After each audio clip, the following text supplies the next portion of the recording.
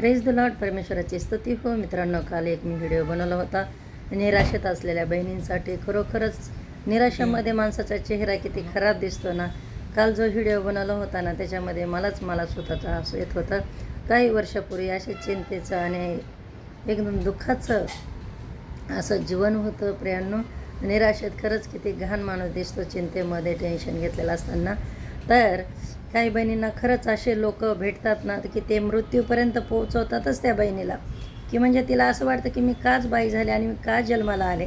तर असं विचार येण्यामागे घरातले लोक आहेत मित्रांनो, बाहेरचे नाही, आपल्या घरचे. त्यांना एवढं छळतात, एवढं म्हणजे जागोजागी चिमटा काढणं, जागोजागी अपमानित करणं, जागोजागी गलत्या काढणं.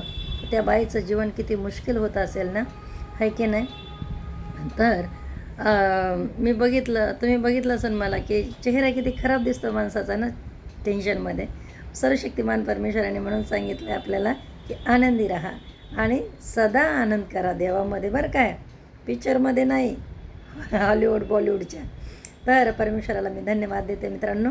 हे जे आनंद आणि खुशी आहे हे परमेश्वराने सर्व काही नवीन केलेलं आहे. परमेश्वराचं वचन सांगतं आहे, 2 कोरिंथियस पत्र 5वा अध्याय आणि त्याचं 17व्या वचनामध्ये असं लिहिलेलं आहे की बघा, ख्रिस्ताच्या ठायी सर्व काही नवे झाले आहे, जुने ते होऊन गेले आणि येशूमध्ये सर्व काही म्हणजे नवीन झालेलं आहे.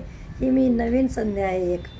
जुनी संधी जी अशी टेन्शनने भरलेली आणि कालच्या गोष्टी, जुन्या गोष्टी, भूतकाळातल्या गोष्टीनं भरलेली अशी ही संध्याला देवाने नवीन केलेलं आहे. परमेश्वराला मी धन्यवाद देते. प्रभूचं वचन सांगते 18व्या वचनामध्ये, 5वा अध्यायामध्ये 18वं वचन, की ही सर्व देवाची करणी आहे, हे कोणी माणसाने केलेलं नाही आहे. आणि